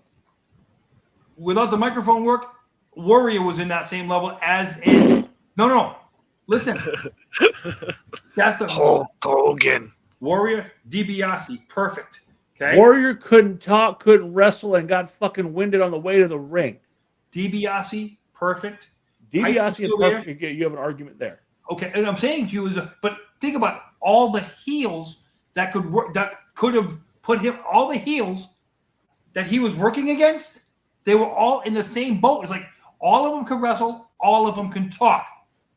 That was the problem. Okay. To where none of them would get to that stage. Like, and Hogan would wrestle them all. But the problem was none of them got to that. If I'm throwing a theory out there, I don't think Hogan wanted to work Rude. I think he did one time. I don't think he wanted to work him because he outclassed him. Much like Gold. If we're going back, let's go back. Goldberg versus fucking Steven Regal, not William Regal. I'm talking Lord Steven Regal. Steven Regal took that motherfucker to school, and he got fired right afterwards. I think that what happened was Rick Rude fucking took Hogan to school, and he was like, "Shit, I can't work with him again." Theory, just a theory. But I'm saying is though, you have such a plethora of mediocrity in professional wrestling today, to where it's very hard for any one guy to stand out and say because they've allowed it. Gerard, think about this: you have writers now, right? You have guys that come in and go, "Well, I'm going to write your promo for you, and I'm going to tell you how to beat up." This is back then. You had 4. Now you have a team of them. Okay, and here's still the problem. They have a show coming out on Netflix showing that shit too. Who was responsible for that? That Bucky Beaver motherfucker, Kevin Dunn. Oh, Kevin Dunn. That's right, Kevin Dunn. I'm saying is if you and even today, the top writer is going to push his guys. His underbellies are still going to push to get their guys pushed. Okay, so the pecking order. Back then, there was a pecking order. And until the people, Two things made it back then. Who sold the tickets? Who sold the merch? Much as you like to hate it, Hogan sold the tickets. Hogan sold the merch. And all the boys used to say, we hate Hogan. But what did they love to do? They loved to be on the same card with So Hogan. here's again going back, and again we're talking No, about the same problem was with Austin. When Austin shot to the moon, everybody hated Austin, but they loved to work on Austin's card. And you can say that, but again, we talk about a business, an industry that was fucking pre-scripted. So Hulk Hogan didn't sell that merch. Him being shoved down your fucking throat sold that merch. And he didn't get over forever, and people started booing the shit out of him. One of the biggest arguments you and I have, and we are actually in agreement on this one, wouldn't it have meant more going into WrestleMania 3 if Andre the Giant was actually the champion? Yes. Okay. So why did they not fucking figure that out beforehand? Because Andre was dying. Because he couldn't work the matches to get up to WrestleMania 3. That's the problem. Hogan could still work to sell the match. And I'm going to tell you this right now. I guarantee somebody had that match with Hogan before Andre did.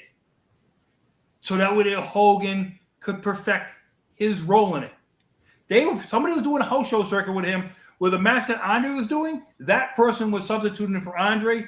So Hogan just got to work the match. Here's the problem today. Well, you can say that, but I know Andre wasn't what he was in his prime, but he was still fucking kicking ass, and he still lasted another couple of years in the business. But Hogan had the time to perfect the match. Well, then you make your champion a spectacle like you did back in the day. Bruno didn't defend the fucker every fucking week. No, but you know what he did? Every month at Madison Square Garden, 182 sellouts. Something got to be said for 182 sellouts. But I have more respect for San Martino than I will ever fucking for Terry. And that's without television, as prevalent it is today. And my thing is, with what we see today, today's product, okay, Kerry Von Erich would be a 10-year champion in today's WWE. Magnum TA would have done the same thing. And that's my problem. And that's our problem here. What happened to the performance that we used to love to where nowadays, like I was telling someone, I was like, the problem with referees today. Everybody wears it. We're not going to go into a fucking 45-minute tangent. No. I'm just saying is everybody wears an earpiece and they fuck it up. Nobody wore an earpiece back then, and it looked great. Okay, so I'm going to use an argument I've had with other people regarding sports in general and refereeing and everything else. When you started actually making money, that's when the shit went downhill. Yep. When it stopped being about the profession itself and wanting to do this stuff. Guaranteed contracts killed the business. And so when you started making things softer, people stopped caring. Go back to football, right? Let's go back to the day of the meat helmets in fucking football, the leather fucking helmets. These motherfuckers played to kill each other. They weren't making millions of dollars. Dick Butkus, listen to the stories he played. He goes, I played with broken fingers, broken hands, broken arm. My favorite quarterback of all time. Yeah, he was an asshole, but Troy Aikman would go out there with his right arm duct taped to his bottle. As long as his left arm could throw that motherfucker, he threw it. Okay. Troy Aikman was a man's man, and he played the shit out of the game of football. Have not enjoyed football since the era of Darrell the Moose Johnson, Emmitt Smith, Troy Aikman, etc. Well, you don't like the UFL? That's because a guy named Tom Brady came in and yeah, he can suck a dick. You don't like the UFL? Said, Come on, hold on. Wrestling. When I was growing up as a kid, when my dad would take me, and again, my first memories ever, we talked about it before. You and I have talked about this privately, Gerard. Hell, me and Jacob talked about it when we talked about me liking Art Barr and fucking Eddie Guerrero back in the day. But talking about people like the Missing Link, talking about Kamala, talking about fucking Steve Austin in his youth working with Link fucking rule with Lady Blossom, talking about fucking Lanny Poffo, talking about Magnum TA, talking about the Italian Stallion in WCW, talking about someone who I loved as a Four Horseman before everybody really talked about him later on in life. But Tully Blanchard getting a move like the slingshot suplex over. When wrestling was actually hard hitting, I will always have loved it. When you soften it up, and you turn everything into a gimmick, you ruin it. Look, the super kick.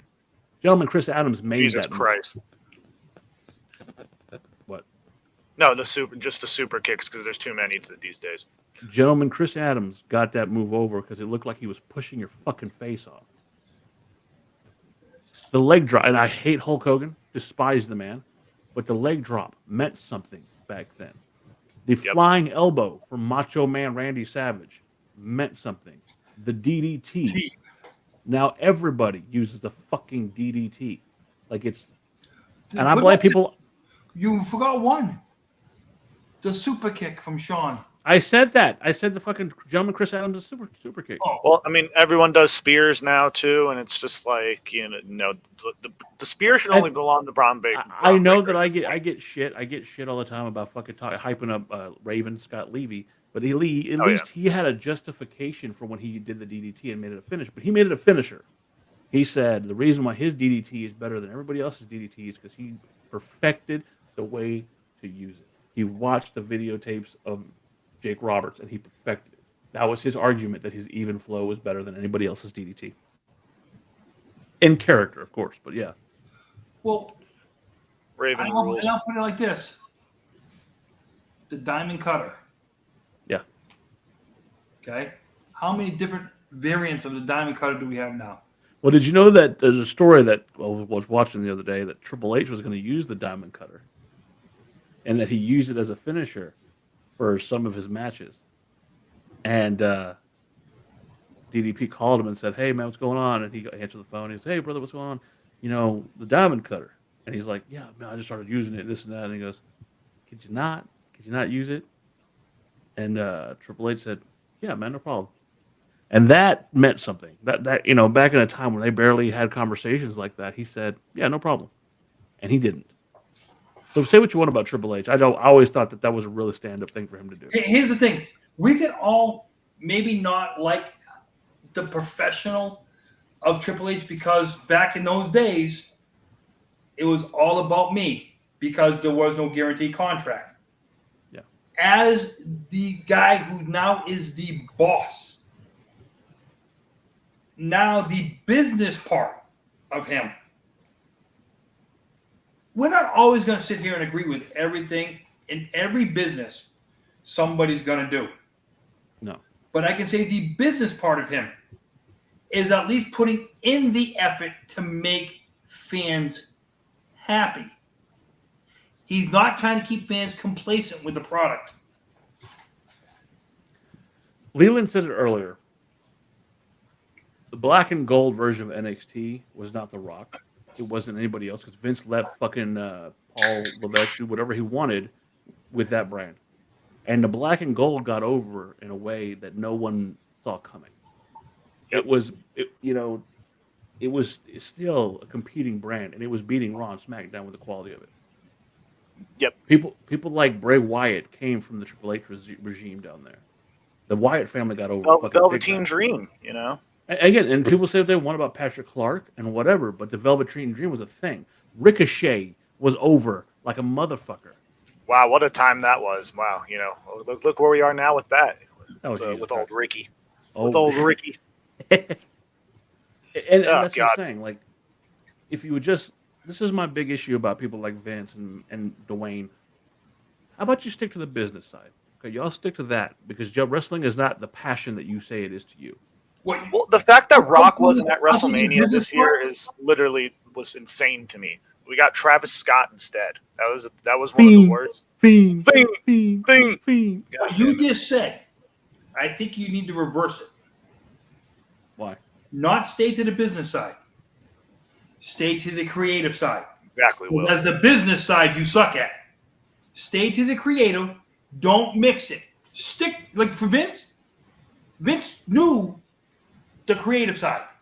No, he didn't. No. What I'm saying is, the creative side was always his moneymaker. You watch his tone with that shit because Vince got to a point where his old ass didn't know what the fuck he was doing. I'm just saying the money side.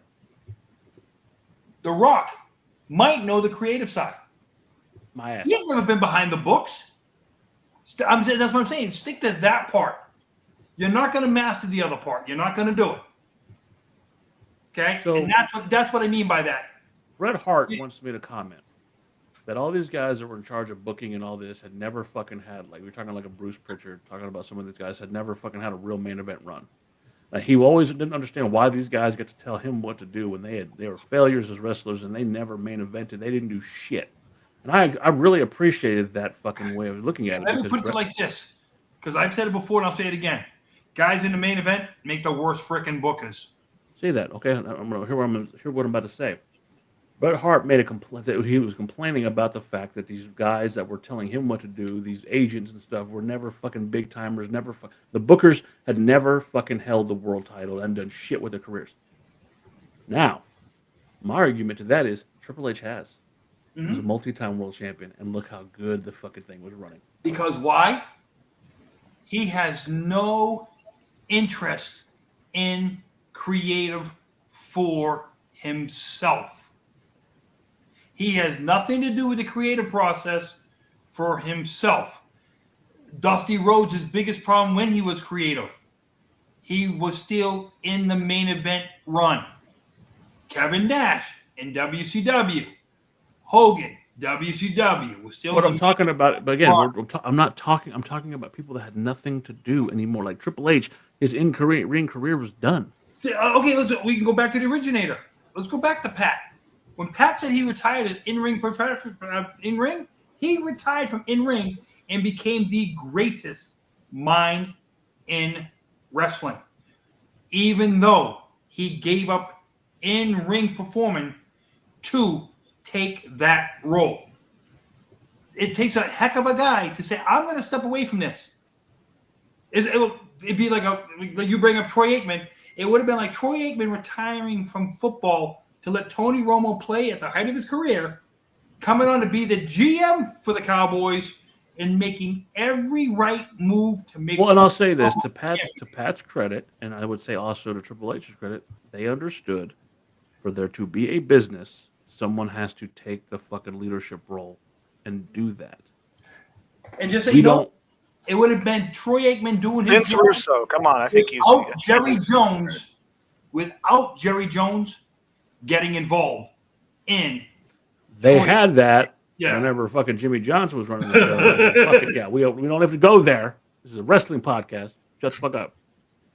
Don't push my buttons, fucking Mr. Patriot over here. Don't bill a check me, motherfucker. Listen, we had a guy named Bill Parcells that told our owner, if you want me to cook the dinner. This is a wrestling podcast, sir. Please let's get back to the wrestling. I'm gonna say, if you want me to cook the dinner, at least let me shop for the groceries. Well, in professional wrestling lingo, same thing can hold true. If you want to get in the main event, if you want to be good,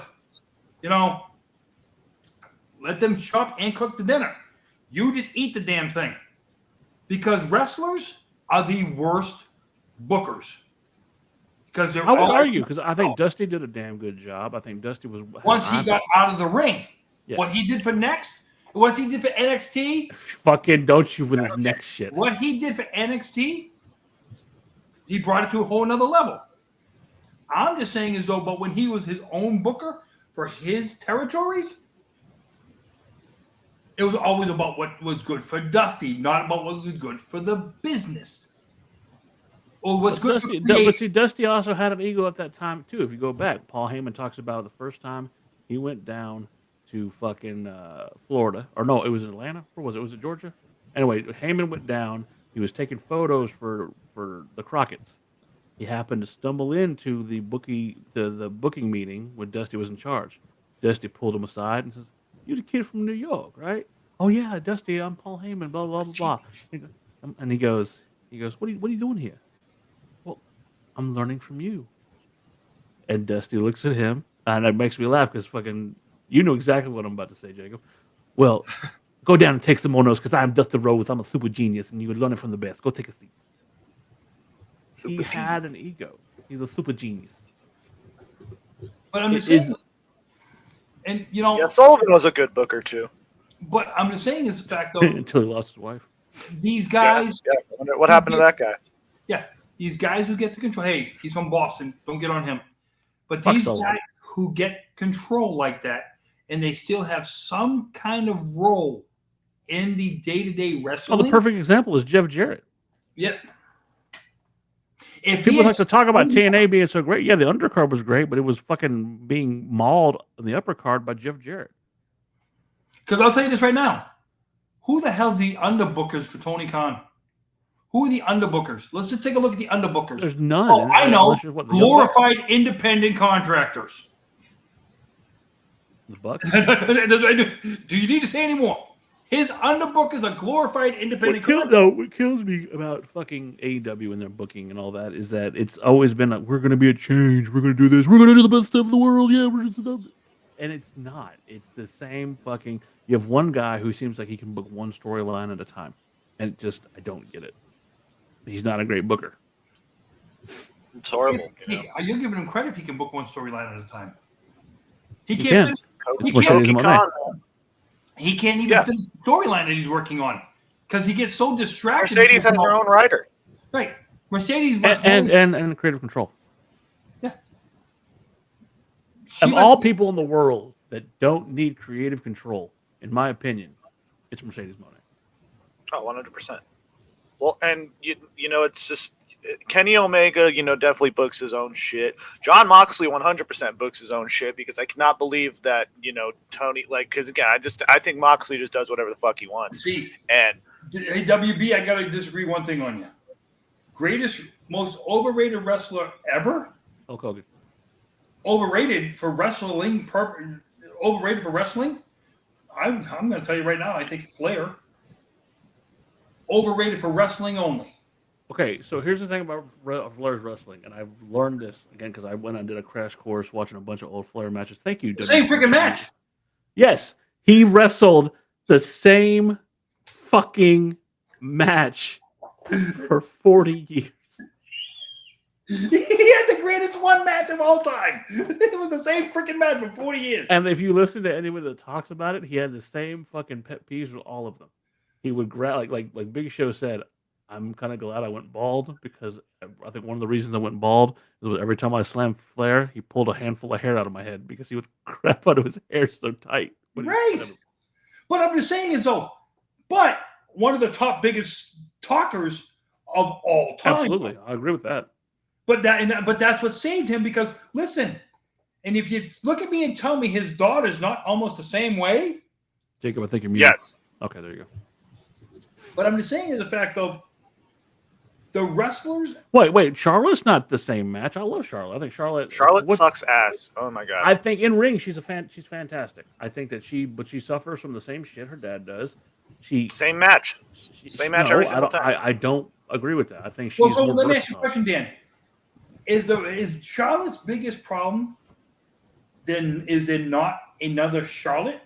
No, I think her biggest problem is that she doesn't embrace the fucking role like her. No. dad. What I mean by that is, in Ric Flair's time, he had enough baby faces to go against him, to where his matches didn't look the same, even though it was the same match with just a different performer.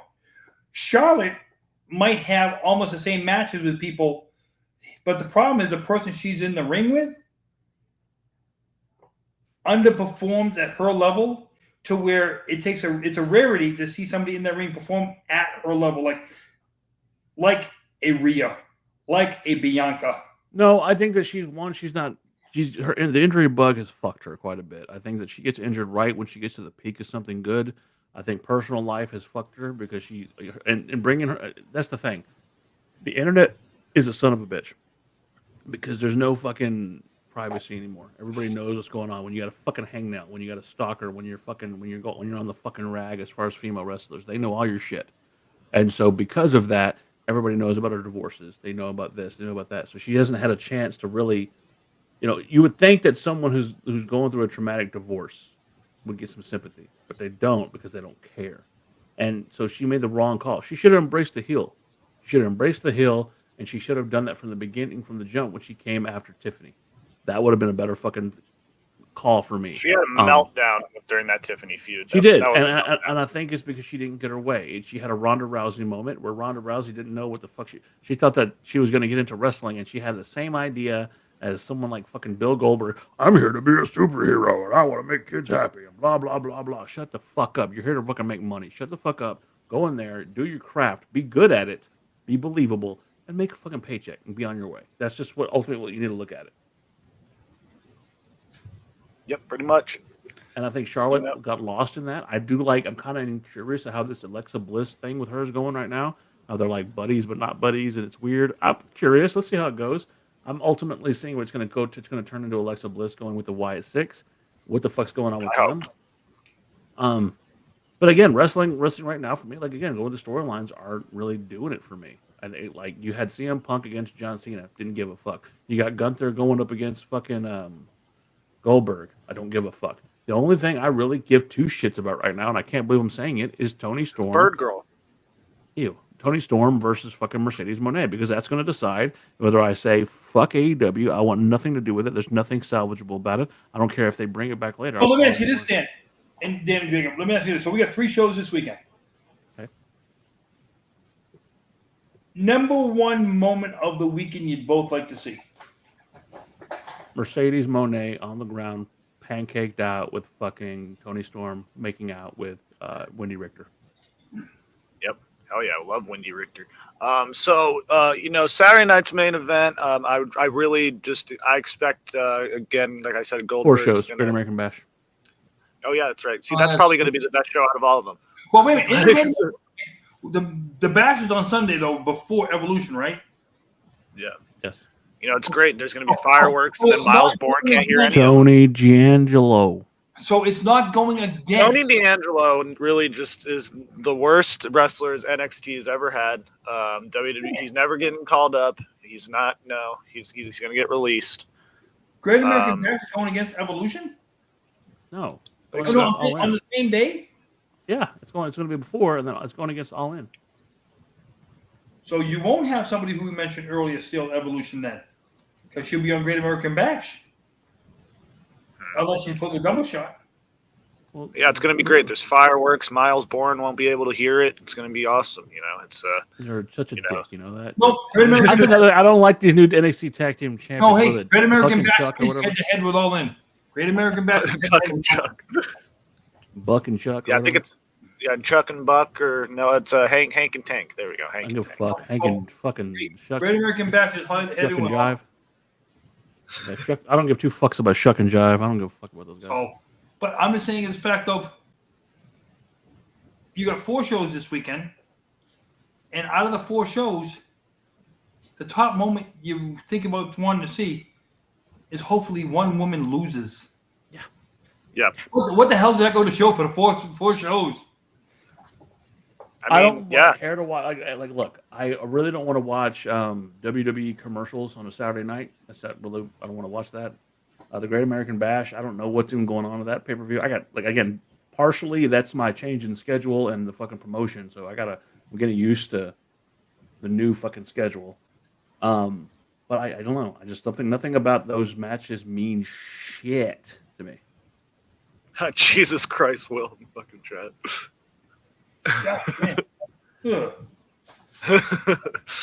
That'd probably be the best thing for Obafemi's career, though. But anyways, with Saturday night's main event, the only thing I'm looking forward to is what match Jesse Ventura is going to call and how he's going to talk shit about the referees again. And it's become a tradition at this point, and I love it. That's pretty much the only thing I'm looking forward to in this weekend of wrestling. But yeah. I mean, Leland, that's pretty obvious. That's why they that's why they had a Great American Bash. But, I'm excited. It was the whole weekend was a takeaway from AEW. I don't see AEW doing great numbers right now, and they're taking themselves away. It's 1,000 miles away, and one state has 30 million people, the other state has 15 million people in it. So let's see here now. One is promoting the hell out of the shows, and the other one is not doing such a amazing job of promoting the shows. The one that's not promoting shit is still going to do better. That's the problem. But I don't blame anybody in there but Tony, because Tony's he's allowed it to become this. We go back to what we talked about earlier. We were talking about Danhausen coming to WWE, right?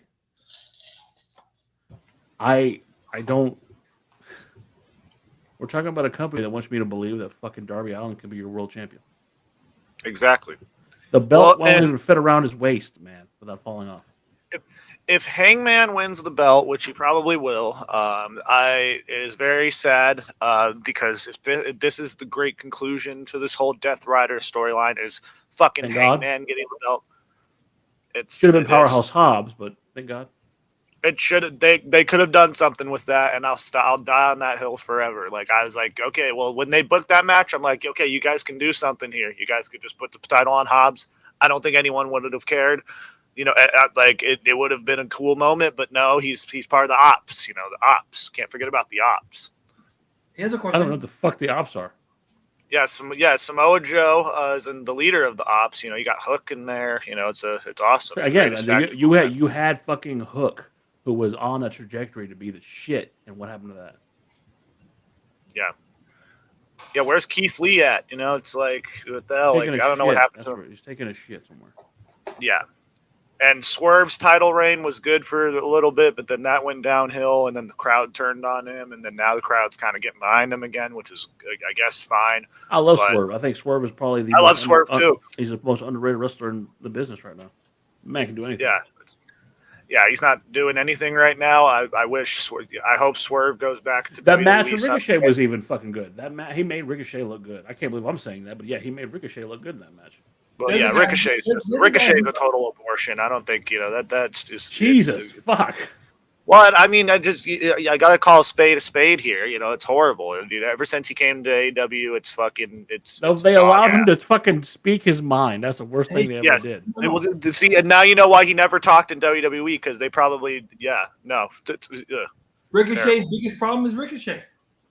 Oh yeah, And you know, that's what it always will be, and it when sucks. when you're the Justin Roberts of wrestlers, Yeah, okay? Wow, that's a dick. the dapper yapper. Yeah. You're a dick. The problem with that is this, all right? I, as an Arizonian, don't claim Justin Roberts. By the way, I know he's out from Arizona, but yeah, no, I don't. You claim the not Bellas, one of though, us. right? But you still claim the Bellas. When you act,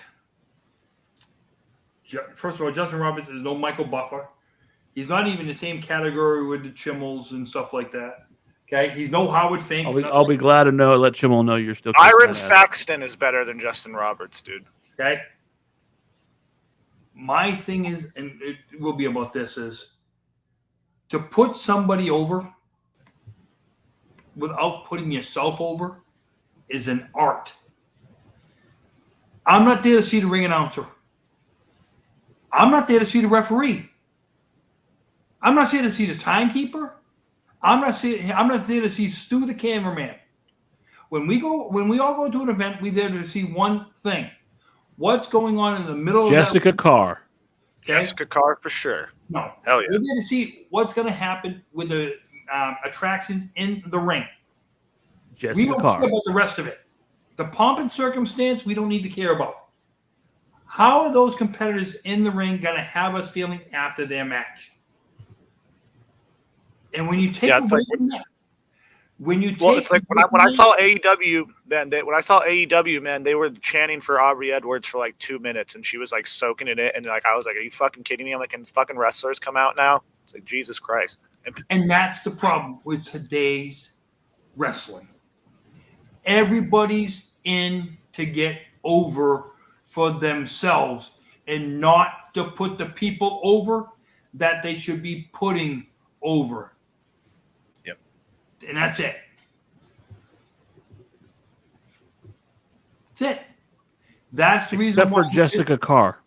That's the reason why the 100%. business today is not nearly as good as the late 80s, early 90s, because the boys and girls back then who would have to get in the ring to put themselves over, to put money in their pockets, food in their mouth, clothes on their kids' back.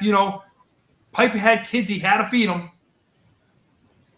Those. You know who else had kids? Jinder Mahal. Heath Slater. Jinder Mahal and Heath Slater. Jinder Mahal does have kids, and that's the thing, man.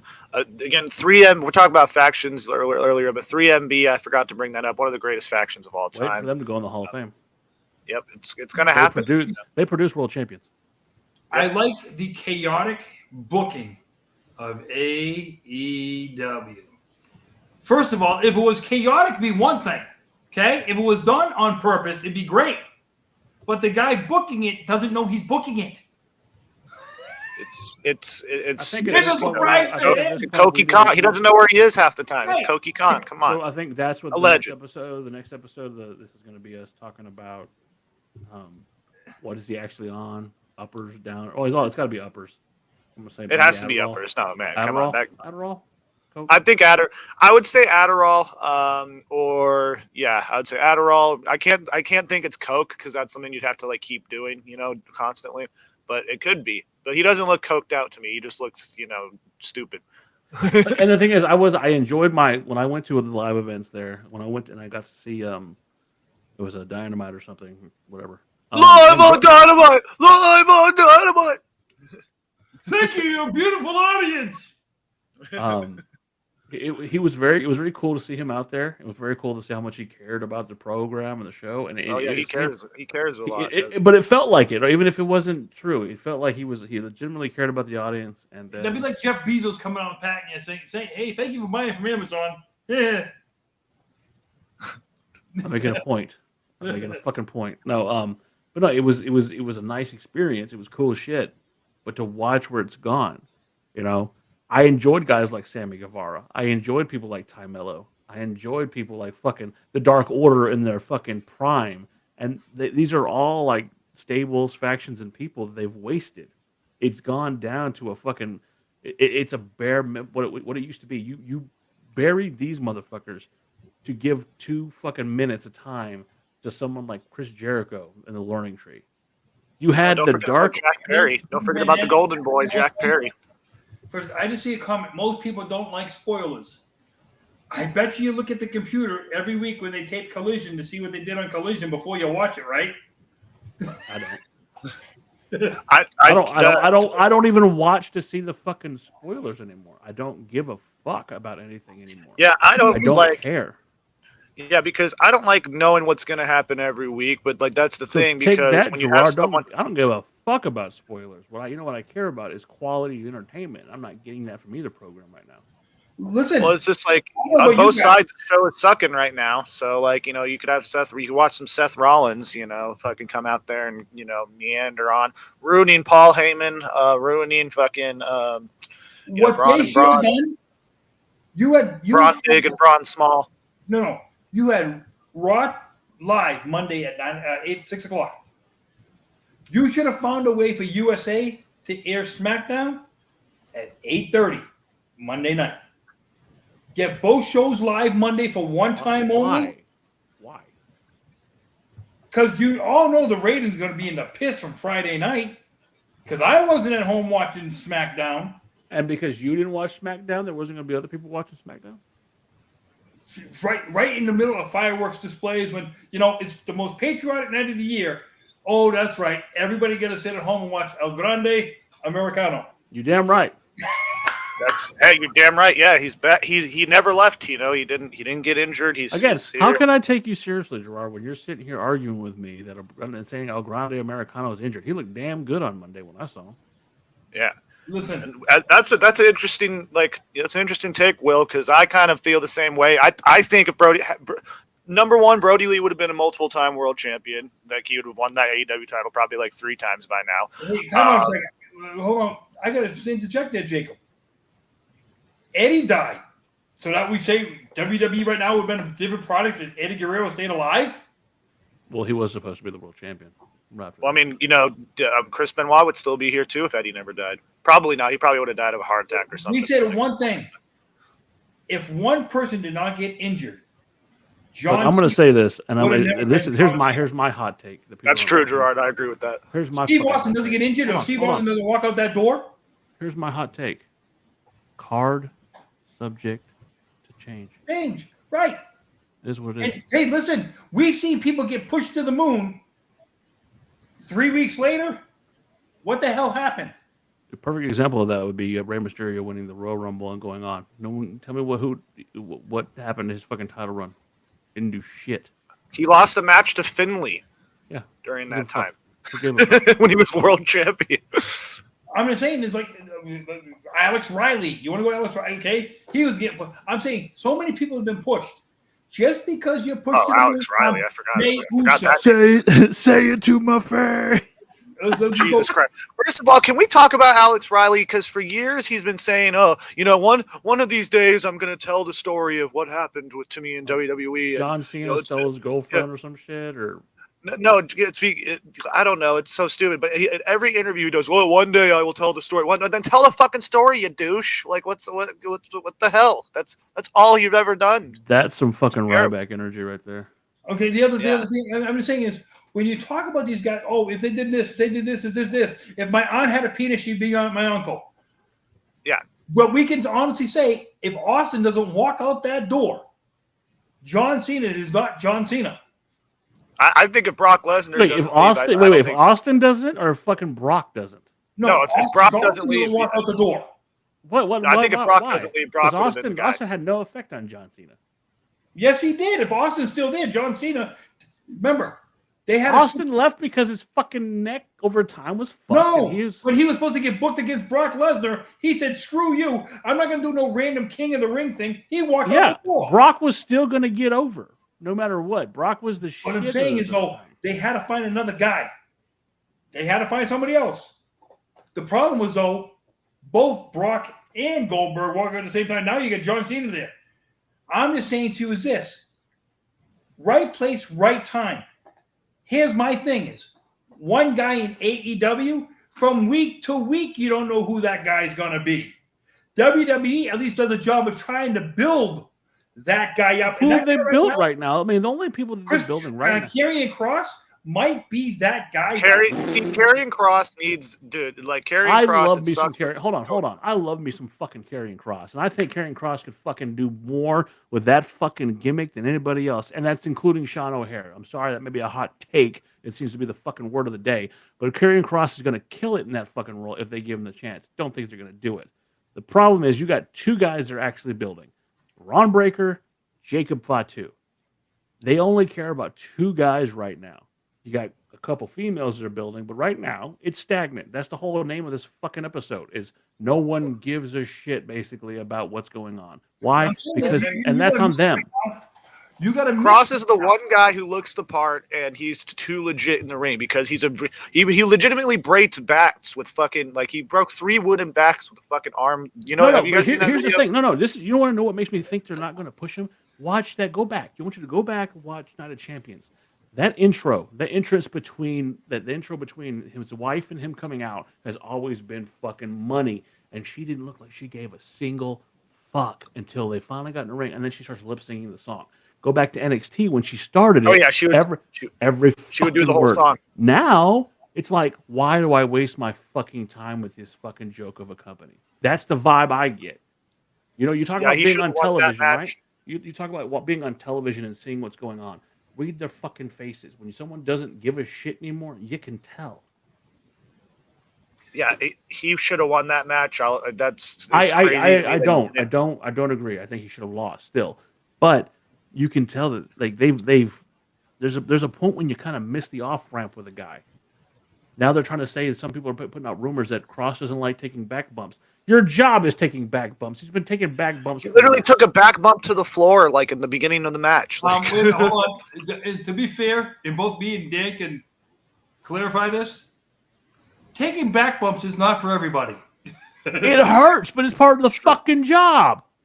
Yeah. No, but I'm just saying is there are some that will say to you, I took my first back bump. I never wanted to do anything else in the business. I told you that. I'm the one who told you that because I was at a fucking MMA gym training. I'm saying these guys were doing on a fucking boxing ring. I was like, I was saying shit, took a back bump on a boxing ring, and that's how you and I bonded because I was like, you asked me, where did it hurt? And I told you exactly where it hurt, and you were like, oh, you actually took one. Yeah, motherfucker, that shit hurt. No, but I'm saying is from a tailbone you get some boxing ring too. Those are fucking way harder. You'll get some sick professional wrestlers that'll tell you they took their first back bump. They never wanted to do nothing else with their career. That's it. Yeah, Flair never took a back bump. That's all they wanted to do was take back bumps from that point on. Okay. But again, that is the power of the internet wrestling communities. They fucking love it. They know every fucking thing. Yeah, it's the craziest. I think it was challenge- Wade Keller. I think it was Wade Keller who said that, right? Who was like, "Oh yeah, I could give the two reason why fucks. Cross Like I isn't said, getting pushed." You know, at some kind of a county fair or something like that, I wish some wrestling group would set up a wrestling ring. Of course, you sign a waiver to do it. To take a bump in a ring. Challenge. Who can take the highest one? Fuck that. No. Just so that way there's somebody's loudmouth internet things that want to actually do it and say, "Oh, that doesn't hurt." Guess what? It hurt. I won't give you the ring they used today. I'll find a way to get you Big Blue. I'll find a way to get you that one, because I'll tell you this right now. You take a bump in Big Blue, you'll never want to take another bump again. Fucking you and Yeah, I. those talked about those this, rings right? were like fucking concrete. When I back told then. you, when I fucking told Gerard that I took the bump and I almost pissed myself. That's how bad that shit. Because it's a shock up your fucking ass, up your ass to your back. Anyway, that whatever. We're almost coming. We got 10 minutes. Got a 10-minute warning going on. Yeah, I tried to hit the ropes one time when I was a kid, and That'll that peel was- the skin off your fucking. Well, Fuck yeah. that. A wrestling ring is designed to Yeah, fucking it hurts like maim a you. motherfucker. Like I said to Dan, and I told one of the biggest things when I first started bouncing around, somebody showed me the proper technique of hitting the rope with the arm over the rope. Going into the rope with just your back. If the ropes are wobbly at all, and you go underneath that top You'll rope, fly over that motherfucker. Oh yeah, no, slingshot with your throat back on the top. You will have rope burn all on your face, a rope mark around your neck, and you will be in freaking pain. You know what? The Oh, yeah. perfect example of what ropes can do to you? Cactus Jack Vader. He got his ear ripped.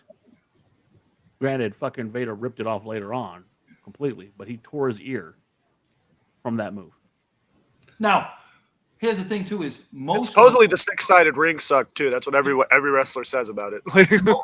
just so you guys know too is every other wrestling organization in the world, if I'm correct, uses cable. WWE actually uses rope to cut down on injury, because cable, no matter what you do, will not break. It's not going to break. Rope, if enough pressure is put on it, will snap to where, hey, okay, the rope broke. We'll put another rope up. We'll just redo the match. We'll cut that part out of it. Plus, like Go on. rope Well, in also gives you a ECW, better they had grip. the guys who would wipe. They had the guy in between matches who would wipe down the ropes because they got all sweaty because they used the cable. Yeah. So Well, but also ropes and the WWE ropes, like they have a better traction. So when you Rob Van Dam's talked about it, they have a better traction. So when you're trying to, Because you actually got rope there and not a cable. You're not dealing with a piece of rubber. It's because that's all it is, a piece of rubber that well, covers. and then granted, they tape over the ropes, but there's Yeah. a lot more absorbance from the fucking ropes than there is on the fucking. And like I said, I've taken both the cable and I've taken the rope, and I'll take the rope every day because you get a true feel, and it's not freaking stiff. Oh my God, is cable stiff to bounce off of? yeah, I think the ropes I did were cable too. When I was like a kid, I was like 10 when that happened. We have, was we like, have oh, it's gonna photographic bounce. imagery of that. It's like it's gonna bounce me. It's gonna because like it's like a slingshot. Nope. But yeah, I mean, but Dan taking his bump in a boxing ring. Yeah. That shit hurt like a motherfucker. Hell yeah. Never do it again. But it's like jumping, Jacob. It's like jumping up in the air right now and landing on your floor. Yeah. That's the gimmick. But again, but when you do it, you're not expecting that. You're expecting, Right. oh, it's a ring. I got this. No big deal. Yeah, tuck your chin. Yeah. Just gotta tuck your chin. That's all. Oh yeah, don't let your head hit. Well, I was just watching some shit from Fall Brawl 2000 where fucking Paul Orndorff, he did a bump. He came out of retirement to fucking fight Team Canada. Was it Team Canada? No, it was the Natural Born Thrillers. He was teaming with the Filthy Animals. Hit his head, had a stinger, just from a back bump. Yep. That's how serious that shit is. Well, and like I say, Simple you as know- shit hurts sometimes. somebody put up there earlier, Jeff Hardy was an overrated wrestler. Jeff Hardy, I will say, you want to call him a glorified stuntman? Maybe so. But I'll tell you this right now. 90% of his matches were at least a pleasure to watch because you did not know what was going to happen next. I have a soft spot for Hardy's Jeff shit. Hardy I'm not going to say he's a shit. I'm not a big. I was going to say the other fan. 10% wasn't. He was either. I This love is Jeff where- Hardy, and I always will. This is where Jeff Hardy kind of won a fan over in me. When Bray Wyatt died, y'all know we've talked about it, how that bothered me. How Jay Briscoe died, that bothered me. Sabu dying, that bothered me. But Jeff Hardy came out and perfectly recreated his face paint. That was awesome. To look like the Fiend. Because, and him and Bray had back and forth issues before. But because of the friendship between Matt and Bray Wyndham, he did that as a tribute. That kind of touched me because he put his personal feelings aside to do something nice for. Which I'm going to put you like this, guys. In all forms of business aspect, I don't hate you as a person if you're in the same business with me. I don't know you outside of the business. I hate you because you make more money than me. Well, no, I'm just saying Because the rats love you more than me. Hey, I just say it like this though. When you start letting your personal feelings get into your business, that's when problems can happen. Yep. Don't bring personal to work because it's not. Unless you own the business, the person that you're working with is there for the same reason you are. And in professional wrestling, unless you're Tony Khan, unless you're, Ari Emanuel and stuff like that. Ari Emanuel. Arari. There's no need to get personal feelings in there because you're there just to collect a paycheck to support your family. But I think that's good advice in general for anybody. Like Yep. And we and Jacob, you've talked about it. We've had issues with people in times, and like their personal shit that got involved. And over time, I realized I just don't care anymore. I have the people I care about, like a Jacob, like a Gerard, and we talked about this. Like I don't have. Look, personal note. In the past 4 months, I have buried 3 people. 2 of them were, let's just say, people that taught me so much. They were mentors. And I had to, and it sucks. You get older, people die. It sucks. But I can't I don't have it in me anymore to care that much. And I wish I would have learned this lesson years ago because life has been so much smoother when I just stopped giving a fuck about outside opinions. And I started focusing on the people and things that mean something to me legitimately. You guys, we got 2 minutes left, so I'm going to fucking go on a little tangent here. I was going to say, you bury us every week, so that's okay. We are on episode, I want to say, 36 or 37? I want to say 30, yeah, whatever, 36. Me and Gerard, when we first started this, didn't know it was going to go fucking 3 episodes. We just started doing it because, hey, I reached out to him. Actually, no, before Gerard, someone named Jacob called me at 3 o'clock in the morning. And we had a really long heart-to-heart conversation about this and that. This show would not even be in existence if it was not for one Jacob McGovern. We had a long heart-to-heart conversation, and I said, there's something I'm working on. And it was on the back burner because it wasn't supposed to be us 3 doing this show. It was supposed to be me and 3 other people. They kind of did their own thing. Cool. I put it in the back burner, whatever. And I owed Jacob this show. I owed him more than anybody else I've ever owed anything to. I owed it to him. And I hope that I've made up to you for my letdown of not being able to do that to you before. So I am hoping that I've made up to you for that failure before. Well, 100%, buddy. It's Gerard and I had just met. And I didn't know Gerard from fucking Adam. But I said, you know what, Gerard, I like you. I like your fucking style. I like you as a person. Would you like to be a part of this? Gerard had just started getting into this whole internet thing and fucking dealing with stupid people on the internet. So dealing with our stupid asses, I figured that would be a match made in heaven, and it has.